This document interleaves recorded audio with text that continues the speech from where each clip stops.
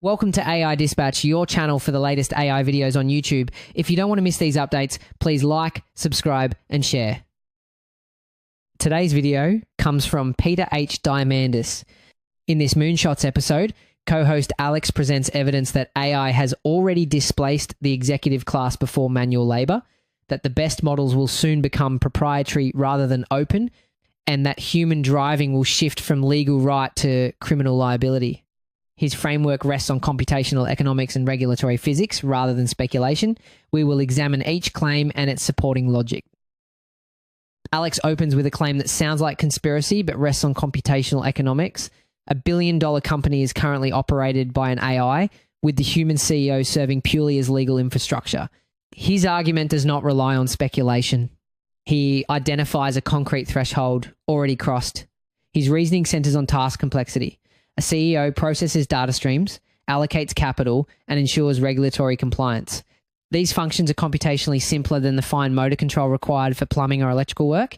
He describes a structure where humans function as compliance interfaces, while algorithmic systems execute every strategic decision. The legal entity requires a person. The operational entity does not. This observation leads directly into an economic inversion. Standard assumptions hold that automation targets manual labor first, with knowledge work protected by cognitive barriers. Alex reverses this sequence entirely. He argues that executives and white-collar professionals face displacement ahead of tradespeople. The data supports this. Demand for HVAC engineers and electricians is rising while white-collar roles contract. His explanation references Moravec's paradox, which demonstrates that high-level reasoning is computationally inexpensive, while low-level sensory motor tasks remain prohibitively expensive. Boardrooms empty faster than job sites because cognition is cheaper to automate than physical dexterity. This workforce disruption connects to a structural obsolescence in how value is measured. The team identifies the corporate practice of billing for hours worked as fundamentally incompatible with AI economics. Their prediction is a shift towards strict outcome-based compensation.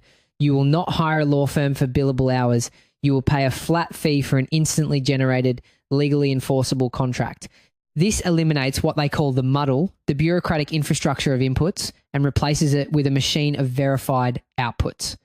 They argue GDP becomes meaningless as AI drives cognitive costs towards zero, proposing an abundance capability index instead, since monetary transactions no longer accurately reflect civilization's problem-solving capacity.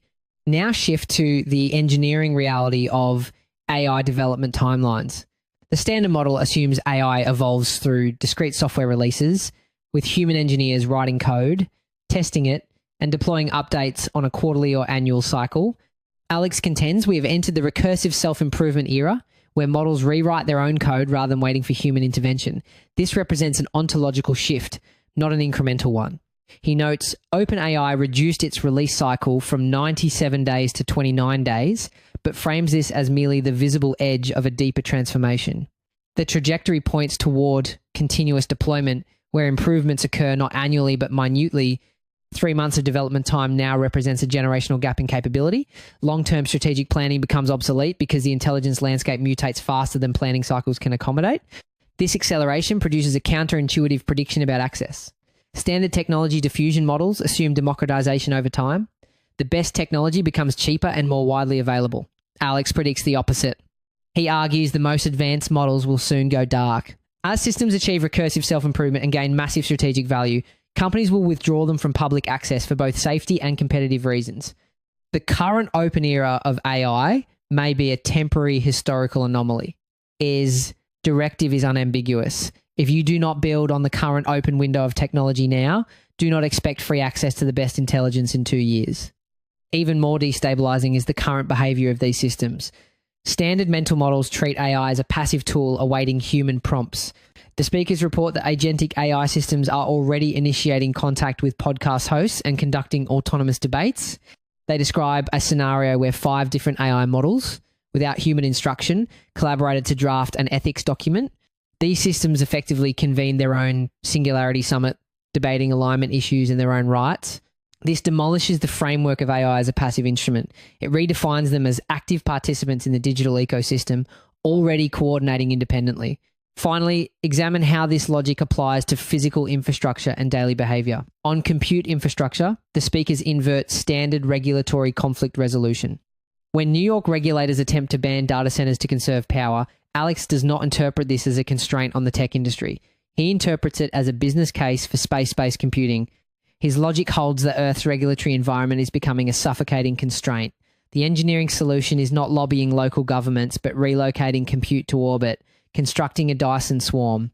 He views terrestrial regulatory hostility as the primary driver for orbital computing. Regulation is not halting the industry. It is forcing it off the planet, making the vacuum of space the most cost-effective data center location. Closer to ground level, they challenge the social contract of personal transportation. Driving is culturally framed as a fundamental freedom and a developmental milestone for teenagers. They argue that within a few years, permitting a 6-year-old to operate a 5,000-pound vehicle at 60 miles per hour will be viewed as criminal negligence. The shift is not about convenience, it is a moral inversion. Just as smoking on airplanes transitioned from normal to illegal due to public health evidence, human driving will become a moral hazard. The paradigm shifts from driving as a right to human driving as a public safety threat, constructing a world where insurance structures and legal frameworks make manual operation impossible. Alex's analytical method remains consistent across all domains. He disregards socially constructed conventions and examines optimization boundaries exclusively. Whether removing humans from executive roles, removing drivers from vehicles, or removing data centers from Earth, the logic prioritizes ruthless efficiency over tradition. The unresolved question is whether society can adapt to a world where traditional inputs, labor, driving, management are rendered obsolete by the velocity of recursive improvement, or whether the friction between optimization logic and human institutions produces systemic collapse before adaptation occurs. If you're interested in the video featured in this episode, click the link below to watch the original.